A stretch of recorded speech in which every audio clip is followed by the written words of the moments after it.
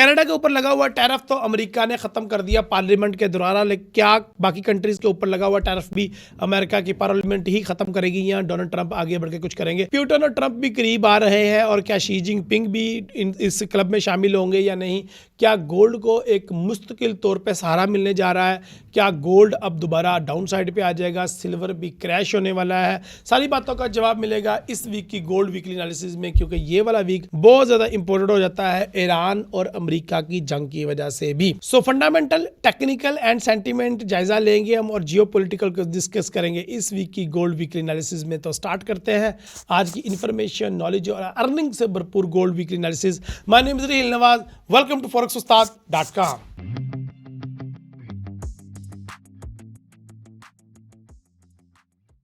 सबसे पहले हम इस वीक के इंपॉर्टेंट कैलेंडर इवेंट की बात करते हैं, जो कि 16 फरवरी 2026 से स्टार्ट हो रहा है, और bank holiday back to back आ रहे हैं। चाइना का बैंक हॉलिडे, चाइना का न्यू ईयर स्टार्ट हो रहा है, तो वो 2-3 छुट्टियां तो रहेंगी। कनाडा का बैंक हॉलिडे और यूएस का भी मंडे को बैंक हॉलिडे है बिकॉज ऑफ प्रेसिडेंट डे। अगर इसके अलावा अगर हम ट्यूसडे की बात करें तो ट्यूसडे वाले दिन चाइना का अगेन बैंक हॉलिडे है। क्लाइमेट चेंज जीबीबी का आ रहा है। इसके अलावा कैट के 3-4 और डाटाज हैं, जिनमें सीपीआईज के डाटाज है, यूएस के 3-4 डाटाज है लेकिन लो इम्पैक्टेड है, और जो एफओएमसी के 2-3 मेंबर भी बात करेंगे। बुध की बात की जाए तो न्यूजीलैंड का रेट का डिसीजन है और उसकी प्रेस कॉन्फ्रेंस भी है, और जीबीबी का सीपीआई का डाटा ईयर बाय ईयर का है। यूएस के 3-4 डाटाज होंगे, जिस तरह के एफओएमसी के कुछ मेंबर बात करेंगे, बिल्डिंग परमिट, हाउसिंग स्टार्ट्स, इस तरह के होंगे, और एफओएमसी की मीटिंग मिनट्स भी रिलीज किए जाएंगे जुमेरात की सुबह को। इसके अलावा चाइना का बैंक हॉलिडे, एयूडी की एम्प्लॉयमेंट चेंज और अनएम्प्लॉयमेंट रेट का डाटा, इसके अलावा यूएस का भी अनएम्प्लॉयमेंट क्लेम का डाटा है क्योंकि जुमेरात का दिन है और ये वीकली डाटा है। इसके अलावा फेडरल रिजर्व के कुछ 1-2 मेंबर्स बात करेंगे, जिसमें फेड काशकारी और 1-2 और मेंबर हैं, जिसमें गोल्ड्स भी वगैरह हैं, और crude oil inventories, natural gas storage का डाटा है। इसके अलावा अगर जुमे की बात की जाए तो न्यूजीलैंड का डाटा है, यूरो के flash services, manufacturing flash services PMI, German के भी हैं, जीबीबी के भी हैं। इसके अलावा यूएसडी के खास तौर पे advance GDP quarter by quarter का, और core PC price index month by quarter का डाटा है। इसके अलावा फ्लैश सर्विसेज और फ्लैश मैन्युफैक्चरिंग पीएमआई का डाटा है। न्यू हाउसिंग स्टार्ट, एफओएमसी के 2 मेंबर बात करेंगे, यूनिवर्सिटी ऑफ मिशिगन के इन्फ्लेशन एक्सपेक्टेशन और यूनिवर्सिटी ऑफ मिशिगन के ही कंज्यूमर सेंटीमेंट का डाटा भी है। इसके अलावा न्यू होम सेल और एफओएमसी के एक और मेंबर फेड लगॉन भी बात करेंगे। तो ये कुल मिला के काफ़ी अच्छे कैलेंडर इवेंट है, लेकिन कोई बहुत बड़ा कैलेंडर इवेंट इस वीक में नहीं है। US inflation not taking flight, यानी कि इन्फ्लेशन नहीं बढ़ रही यूएस की, ये कहना है यूएस का। इसके अलावा ईरान और अमेरिका की जंग अभी स्टिल लगी हुई है, और इसके अलावा ईरान और अमेरिका के मुज़ाकरात अभी तक चल रहे हैं। कभी उनमें तनाव आ जाता है और कभी जो है जंग की धमकियां आ जाती हैं, और कभी बात हो जाती है डायलॉग्स की, पीस की, और कभी बात हो जाती है कि जंग शायद नहीं लगेगी। लेकिन अमेरिका और ईरान का मसला काफ़ी ज़्यादा सीरियस और किसी भी टाइम कोई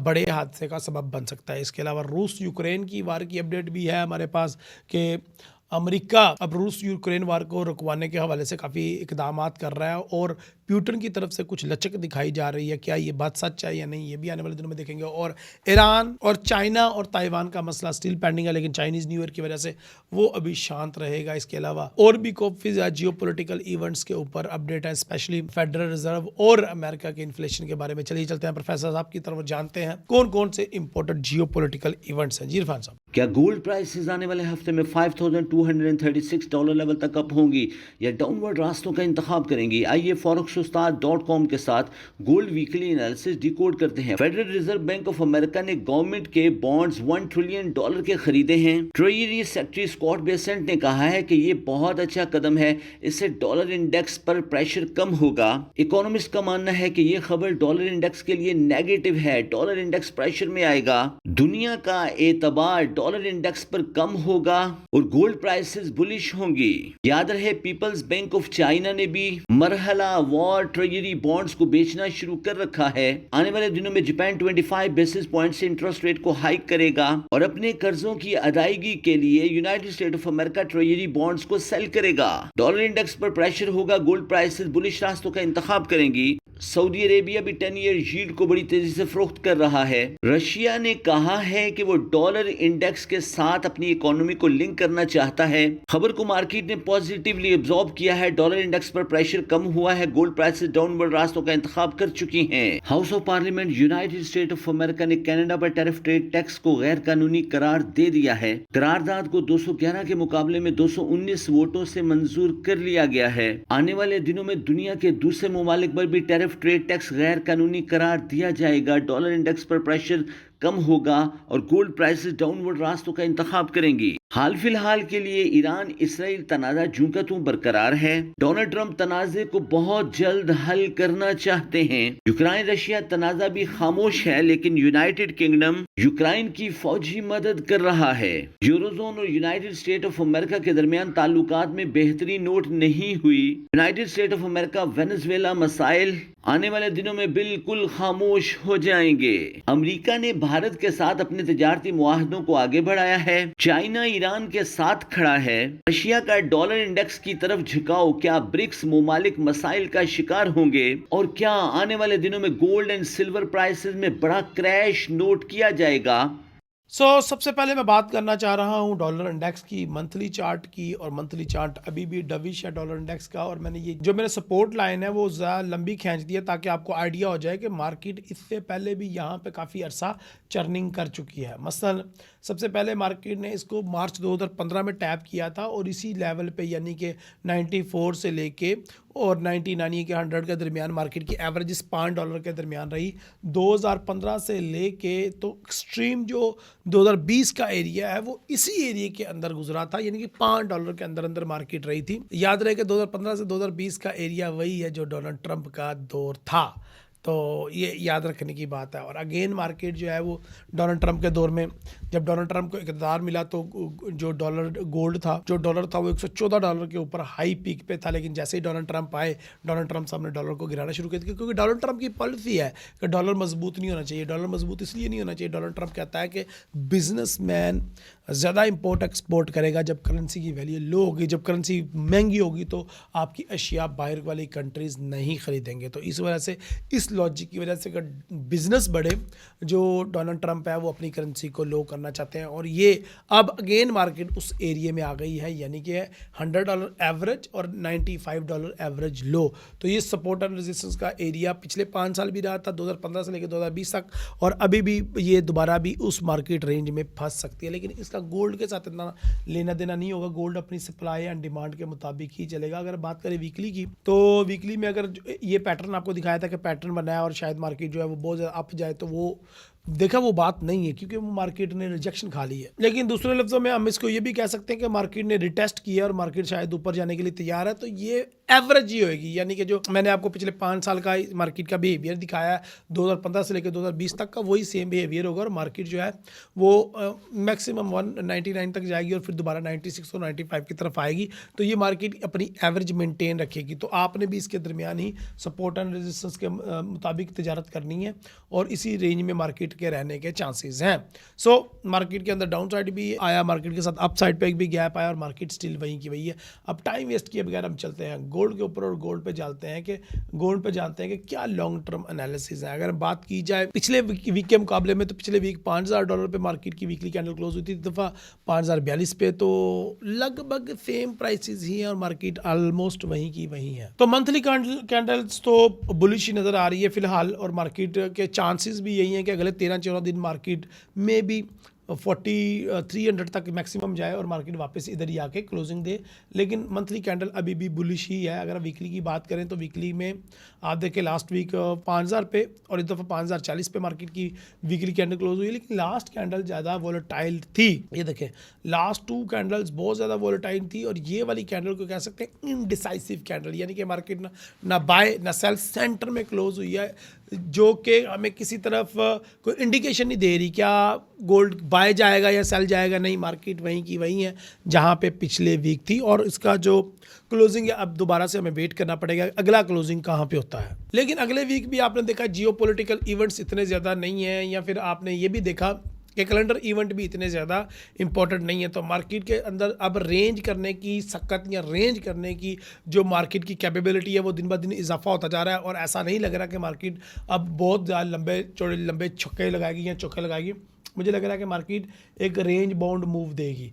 अच्छा, अगर हम देखें वीकली चार्ट के बाद डेली चार्ट को, तो डेली चार्ट के अंदर आपको नज़र आएगा कि मार्केट का जो एवरेज है वो कम से कम 4950 और एवरेज हाई 5050, यानी कि $100 के अंदर अंदर मार्केट की एवरेज मूवमेंट है। लेकिन ऐसा लगा था अब जुमेरात वाले दिन के शायद मार्केट क्रैश कर गई है, डायरेक्ट 5100 के करीब करीब से मार्केट 4880 पे आई, $200 मार्केट का नीचे गिर जाना और फिर उसके बाद अगले दिन मार्केट का सारा रिकवर कर जाना, ये इस चीज़ की इंडिकेशन है कि मार्केट शदीद किस्म के साइडवे ट्रेंड का शिकार है। लेकिन यहाँ पे देखें, अगर आप एक इंपॉर्टेंट चीज़ की अगर आप डाउन साइड ये ले के अप साइड पे एक ट्रेंड लाइन ड्रॉ करेंगे तो गलत ना होगा। मार्केट जो है वो अप साइड पे जा रही है, लेकिन सीढ़ियाँ बनाते बहुत ज़्यादा आहिस्ता आहिस्ता जाते हैं, जिस तरह के लोगों की आदत पड़ी हुई थी कि डेली गोल्ड जो है वो $100-200 अप साइड पे जा रहा है और डेली गोल्ड जो है $100-200 डाउन साइड पे आ रहा है, वो अब नहीं हो रहा। लेकिन मार्केट डेली चाहे $50 ही अप साइड पे मूव करे, मार्केट अप साइड पे मूव कर रही है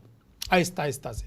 और मुझे लग रहा है कि आने वाले दिनों में ये अप साइड के चैनल को लेके अप साइड पे चलेगी। ये देखिए इस चैनल के तौर पे, ये डेली की बात कर रहा हूँ मैं, कि मार्केट हो सकता है मंडे को वापस ऊपर आ जाए और इस तरीके से मार्केट जो है वो अप साइड पे जाती जाएगी। ये देखिए जी, और जब तक मार्केट अपना चैनल ब्रेक नहीं कर देती अप साइड पे या डाउन साइड पे, उसकी कंफर्मेशन नहीं कर सकती कर देती, तब तक तो हम नहीं समझ सकते कि मार्केट जो है वो कहाँ तक जाएगी। मार्केट रेंज बाउंड करेगी, मार्केट अप साइड पे स्लाइडली अप साइड पे रेंज करेगी, स्लाइडली अप साइड पे साइड वे रहेगी, लेकिन स्लाइडली अप साइड पे उसका मोमेंटम शिफ्ट हो रहा है आहिस्ता आहिस्ता। और हमें यूँ महसूस हो रहा है कि मार्केट में डिमांड है, गोल्ड की डिमांड स्टिल मार्केट में है और मार्केट जो है वो अप साइड पे जाती जा रही है। अगर इसको मैं आर्ली में शिफ्ट करता हूँ, H6 का चार्ट को देख लेता हूँ या फिर मैं उसके बाद H4 का चार्ट देख लेता हूँ, तो यहाँ पे भी आपको वही सेम ट्रेंड लाइन बनती हुई नज़र आ रही है। और ये वही चैनल है जो मैंने अभी आपको डेली के चार्ट पे दिखाया था। ये देखें ऐसे, तो मार्केट जो है वो 5500 तक भी जाने के चांसेस हैं, 5400 और 5200 5300 पे जाने के चांसेस हैं, लेकिन स्लाइटली स्लो। ठीक है, तो अगर आप को ट्रेंड लाइन लगाना आता है तो ये लगा के चैनल्स ड्रॉ करना आता है, तो चैनल ड्रॉ करके भी आप प्रॉफिट अर्न कर सकते हैं। एक और चीज़ मैं आपको यहाँ पे इम्पोर्टेंट बताना चाहता हूँ कि अगर मार्केट यहाँ पे लोअर हाइज बनाती जा रही है तो हमें ये चीज़ ज़रूर देखनी चाहिए कि मार्केट अगर इस ट्रेंड लाइन को ब्रेक करती है तो मार्केट बुरी ड्रॉप होगी और 4600 तक भी आ सकती है। तो हमारे पास एक बेंचमार्क आ गया कि अगर ये लोग कहते हैं ना कि सर आप दो तरफ बातें कर देते हैं, आप कभी कहते हैं बाय जाएगी मार्केट, इतना बाय ऊपर जाएगी, कभी कहते हैं नीचे जाएगी। तो भाई मैं रीज़न बता रहा हूँ कि मार्केट अगर अप साइड पर जाती जाएगी तो चैनल के मुताबिक वो 54 और 5500 के ऊपर चली जाएगी। लेकिन अगर वो चैनल को ब्रेक करती है या फिर अपने ट्रेंड लाइन को डाउन साइड पर ब्रेक करती है और कंफर्म करती है, रिटेस्ट करती है, तो फिर मार्केट जो है वो श्योरली $4500, $4600 या फिर $4200 पे भी आ सकती है। ये डिपेंड करता है कि मार्केट कितना अग्रेसिवली और कितने वॉल्यूम के साथ इसको ब्रेकआउट करती है अपने ट्रेंड लाइन को। सो ट्रेंड लाइन अल्लाह करे ना ही ब्रेक हो और मार्केट जो है इस ट्रेंड लाइन को फॉलो करती करती अप साइड पे जाती जाए तो आपका बहुत ज़्यादा फायदा हो जाएगा। अच्छा, दो चीज़ें हैं, या तो आप ट्रेंड लाइन को फॉलो कर लें या मूविंग एवरेज लाइन को फॉलो कर लें, दोनों ही आपको इंडिकेशन देंगी कि मार्केट जो है वो अप साइड पे जा रही है। अच्छा, यहाँ पे जब मार्केट डाउन साइड पे आई है इतना लंबा वो सर्वाइव नहीं कर पाई, और जब मार्केट ने डाउन साइड से अपवर्ड मार्केट को मूविंग एवरेज लाइन को ब्रेकआउट किया है तो ज़्यादा अच्छा प्रॉफिट दिया है मार्केट ने। तो ट्रेंड लाइन और मूविंग एवरेज दोनों का ही रिजेक्शन आप इस्तेमाल कर सकते हैं गोल्ड को बाय करने के लिए। अब ये किस पीरियड का ट्रेंड लाइन या किस पीरियड का मूविंग एवरेज लाइन इस्तेमाल करना चाहिए, अगर आप ये जानना चाहते हैं तो कमेंट करें कि मूविंग एवरेज पीरियड बताएं, तो मैं आपको कमेंट में बता दूंगा कि मूविंग एवरेज का कौन सा पीरियड आपने इस्तेमाल करना है जो सबसे ज़्यादा मेरा फेवरेट है और सबसे ज़्यादा जो बेनिफिट देता है। ओके जी, हम H1 पे चलते हैं। H1 पे भी सेम वही ट्रेंड लाइन हमें काम दे रही है और सेम यही। अच्छा, मूविंग एवरेज लाइन जो होती है जब मार्केट रेंज कर रही होती है, साइडवे ट्रेंड पे होती है, तो एक ये भी दलील है मार्केट के साइडवे होने की कि मूविंग एवरेज और मार्केट सेम चल रही होती है, तो उनके ब्रेकआउट्स ज़्यादा मज़ा नहीं दे रहे होते। तो यहाँ पे देखें, जब मार्केट ट्रेंडी थी तो मूविंग एवरेज से कितना दूर चली जाती थी मार्केट। लेकिन अब जब मार्केट साइड में है तो वो मूविंग एवरेज के इर्द गिर्द ही घूम रही है। तो अगर आपको लेवल निकालने नहीं आते या आपको ये पता नहीं चलता कि कब मार्केट साइड में होती है और कब मार्केट जो है वो ट्रेंड बेस्ड वर्क कर रही है, तो इसका बड़ा आसान तरीका है कि आप 50 की या 100 की मूविंग एवरेज लाइन लगा लें। मेरी फेवरेट 50 की मूविंग एवरेज लाइन ही है। तो वो मूविंग एवरेज लाइन के जब मार्केट करीब करीब हो तो साइडवे है, जब मूविंग एवरेज लाइन से दूर हो तो ट्रेंडी बिहेवियर है मार्केट का। तो ये चीज़ आपको मैंने कहा चलिए साथ साथ आपको सिखाता भी जाऊँ चीज़ें। अच्छा जी, अब हम आ जाते हैं कि हमने किन किन लेवल से गोल्ड को बाय करना है और किन किन लेवल से गोल्ड को सेल करना है, या गोल्ड को सेल करना भी है या नहीं। तो सबसे पहला जो हमारे पास लेवल आ रहा है गोल्ड को बाय करने के लिए वो 4980 और 4970 के दरमियान है। ये हमारे पास पहला लेवल है बाइंग करने का कि मार्केट इसको आके रिटेस्ट करे, हम यहाँ से गोल्ड को बाय करें मंडे को ही और प्रॉफिट टेकिंग के लिए 5100 को टारगेट करें। लेकिन यहाँ से जो बाय करेंगे उसका टेक प्रॉफिट छोटा होगा और 5100 पे आपको ट्रेड क्लोज करनी पड़ेगी या फिर प्रॉफिट बुक करना पड़ेगा, क्योंकि ऑलरेडी मार्केट 5100 पे 2-3 दफ़ा रिजेक्शन खा चुकी है, इसको ब्रेक नहीं कर पाई 5100 के रेजिस्टेंस लेवल को। तो इधर से मार्केट के अपसाइड पे जाने के इतने ज़्यादा चांसेस नहीं हैं। लेकिन अगर आप बाय करने में कामयाब हो जाते हैं, जो कि हमारा दूसरा बाइंग का लेवल है वो 4900 है और 4920 है, यहाँ से अगर आप बाय करने को कामयाब हो जाते हैं, जो कि हमारी ट्रेंड लाइन का बिल्कुल बॉटम है और जो हमारा एक्सट्रीम रेजिस्टेंस और सपोर्ट लेवल भी है, जो कि हमारा एक्सट्रीम सपोर्ट लेवल भी है, अगर यहाँ से बाय करने में कामयाब हो जाते हैं तो आपको कम से कम $100 का प्रॉफिट हो सकता है मार्केट में। तो यहाँ पे भी आप 5100 और 5120 पे आके प्रॉफिट टेकिंग कर लेंगे, क्योंकि यहाँ से आगे जाने के लिए मार्केट को ज़्यादा वॉल्यूम की ज़रूरत है। सबसे पहला बाइंग का लेवल 4980 और दूसरा 4920 और 4900 पूरा। अगर हम अच्छे लेवल्स की बात की जाए तो अच्छा लेवल जो ये लगभग 4850 4830 के करीब है। अगर मार्केट इस लेवल को टच कर ले और ऐसा लगेगा मार्केट हमारी ट्रेंड लाइन को ब्रेक कर रही है लेकिन ब्रेकआउट करेगी नहीं, रिजेक्शन खा लेगी, तो यहाँ से ज़्यादा अच्छी प्रॉफिटेबल हमें बाय मिल सकती है। ये 4830 और 4820 से आप बाय करेंगे तो एक अच्छा बाइंग आपको अपॉर्चुनिटी मिलेगा। जब तक मार्केट 5100 वाले रेजिस्टेंस को हैवी वॉल्यूम के साथ ब्रेकआउट नहीं कर देती तब तक वो 52 और 53 की रेंज में नहीं जा पाएगी। अच्छा, एक और सिनेरियो मैं आपको पहले ही बता देता हूँ। अगर मार्केट जो है वो मंडे को ओपन होते ही अपसाइड पे जाए और 5100 को ब्रेक कर ले और अच्छे वॉल्यूम के साथ ब्रेक करे, तो इसके रीटेस्ट पे आप 5075 या 5100 या 5180 से आप बाय कर सकते हैं। फिर 50 से भी आप इसको बाय कर सकते हैं गोल्ड को। फिर गोल्ड के डाउन साइड पे आने के चांसेस लगभग ख़त्म हो जाएंगे और मार्केट का जो बाइंग का लेवल है वो 50-50 होगा और फिर आप इसको इस तरीके से 52 और 53 की रेंज में टारगेट करेंगे। लेकिन ऐसा होने के चांसेस बहुत कम है। तो हर डिप से गोल्ड को बाय करते रहें, प्रॉफिट अर्न करते रहें। और गोल्ड के वीकली एनालिसिस के इख्तिताम पे आपको मैं एक ऑफर देता चल रहा हूँ कि रमज़ान आ रहा है और रमज़ान में हर दफ़ा हम देते हैं राशन प्रोग्राम, गरीब लोगों में राशन तकसीम करते हैं। तो इस दफ़ा फिर हमने वो राशन प्रोग्राम लॉन्च कर दिया है। उसके लिए मैं आपको दे रहा हूँ डिस्काउंट अप टू 40% दादा उस्ताद की मेंबरशिप पे। तो दादा उस्ताद की मेंबरशिप बाय करते जाएं तो कि जितने ज़्यादा आप मेंबरशिप हमारी सेल होगी उतने ज़्यादा पैसे हम डोनेट करेंगे अपनी रमज़ान राशन प्रोग्राम में। तो रमज़ान के लिए आपको पहले अशरे तक के ये डिस्काउंट ऑफ़र है कि आपको 40% डिस्काउंट दिया जा रहा है दादा उस्ताद की मेंबरशिप पे और हर मेंबरशिप पे, चाहे आप क्वार्टरली लें, चाहे हाफ ईयर लें या ईयरली मेंबरशिप लें, 40% डिस्काउंट आपको मस्ट मिलेगा। अब बात कर लेते हैं हम सिल्वर की, क्योंकि लास्ट वीडियो के अंदर बड़ी ज़्यादा रिक्वेस्ट आई थी लोगों की कि सिल्वर को ज़रूर आपने एनालाइज करना है। देखें, सिल्वर को मैंने $28 से बाय किया हुआ है और मैंने जो है हाफ प्रॉफिट टेकिंग $110 के करीब कर ली थी यहाँ पे 103-104 पे, और अभी मेरी बाकी पोजीशन चल रही हैं। लेकिन अभी सिल्वर के अंदर अगर आप लॉन्ग टर्म बाय करना चाह रहे हैं तो उसके लिए बताता हूँ। वीकली में आपको नज़र आ रहा है कि कंडीशन काफ़ी ज़्यादा पतली है, लेकिन एक चीज़ कॉमन है, वो ये है कि डाउन साइड पे डिप विक्स वो बहुत ज़्यादा लग रही हैं। और एक चीज़ और पिछले 3-4 वीक से हो रही है कि मार्केट का जो एवरेज लो है वो $72 है और मार्केट $72 या फिर $75 के लो को ब्रेक नहीं कर पा रही। अभी भी मार्केट $77 पे है। तो एक वीकली चार्ट देख के ये हमें समझ आ रही है कि मार्केट जो है वो इससे ज़्यादा नीचे जाने वाली नज़र नहीं आ रही है अभी। तो अगर हम बात करें डेली चार्ट की तो हमारे लिए कौन कौन से बाय के ऑप्शन है, ये सिल्वर को बाय भी करना चाहिए या नहीं। देखो, अगर तो सिल्वर आए आपका 88 के करीब तो ये हमारा सेलिंग एरिया है अभी फ़िलहाल, ये बाइंग एरिया नहीं है। अगर सिल्वर आपको मिले $70 के नीचे नीचे, तो ये है हमारा बाइंग एरिया। तो अगर आप मान के चलो कि आपको 72, 70 या 73 पे सिल्वर मिलता है, तो आप इसके दरमियान स्कैल्पिंग कर सकते हैं 70 और 80 के दरमियान। लेकिन ये डेली की बात कर रहा हूँ मैं आपको, और ये देखें डेली में आपको कितना ज़बरदस्त आर्ली में आपको पैटर्न नज़र आ रहा है जो मैं बता रहा था आपको। ये देखें मार्केट उसी सपोर्ट एंड रेजिस्टेंस को फॉलो करती जा रही है। ये देखें अभी भी मार्केट के चांसेस यही हैं कि इसी सपोर्ट एंड रेजिस्टेंस के दरमियान मार्केट मूव करती रहेगी। लेकिन एक बात, एक ट्रिक आपको बताते चलूँ कि जब भी आपको इस तरह के कैंडल नज़र आएंगे इस लेवल पे, तभी आपका स्ट्रॉन्ग बाय होगा। यानी कि गोल्ड और सिल्वर को आप बाय कर सकते हैं डिप से, लेकिन स्ट्रॉन्ग बाय जो है वो आपको इस तरह के विक्स देंगे। अगर विक्स डाउन साइड पे आते हैं तो आप बेधड़क होकर सिल्वर को बाय कर सकते हैं, लेकिन इंट्राडे ट्रेडिंग कीजिएगा। अभी सिल्वर को लॉन्ग टर्म बाय करने का टाइम नहीं आया।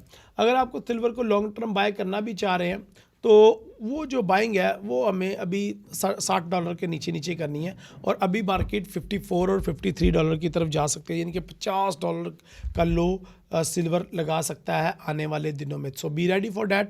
अगर मार्केट $70 को ब्रेक करती है तो मार्केट $50 को भी टच कर सकती है। तो यहाँ पे सिल्वर के फिजिकल बायर्स को मैं डराना चाह रहा हूँ। मेरा मकसद तो यही है कि आप अभी बाय ना करें, क्योंकि लोगों में अभी भी लालच है। मार्केट में सप्लाई कम और डिमांड ज़्यादा है। ब्लैक में सिल्वर सेल हो रहा है अभी भी। तो $50 का टारगेट रखेंगे। अगर आपने फिजिकली सिल्वर को बाय करना है तो आप $50 के नीचे नीचे बाइंग करेंगे, तो ऊपर ऊपर बाइंग नहीं करेंगे। बाकी जो इंट्राडे ट्रेडिंग है वो $70 से लेके 80 और $88 तक आप करेंगे, स्कैल्पिंग करेंगे या रेंज ट्रेडिंग करेंगे। सेलिंग से गुरेज करें। अगर 88 पे जाती है मार्केट तो वेट करें, मार्केट जब 70 के करीब करीब आए फिर आप बाय करें। तो गोल्ड एंड सिल्वर के एनालिसिस आपको कैसे लगे कमेंट में फिर राय का इजहार करें। क्या आप चाहते हैं कि सिल्वर को मुस्तकिल तौर पे अपने गोल्ड वीकली एनालिसिस में ऐड करें, या फिर अगर आप चाहते हैं कि हम ऑयल को और BTC को भी अपने गोल्ड वीकली एनालिसिस में ऐड करें, तो कमेंट में अपनी राय का इजहार करें। मुझे भी 2 में याद रखें। अगली वीडियो तक के लिए इजाज़त दें। अल्लाह हाफिज़, अस्सलाम वालेकुम।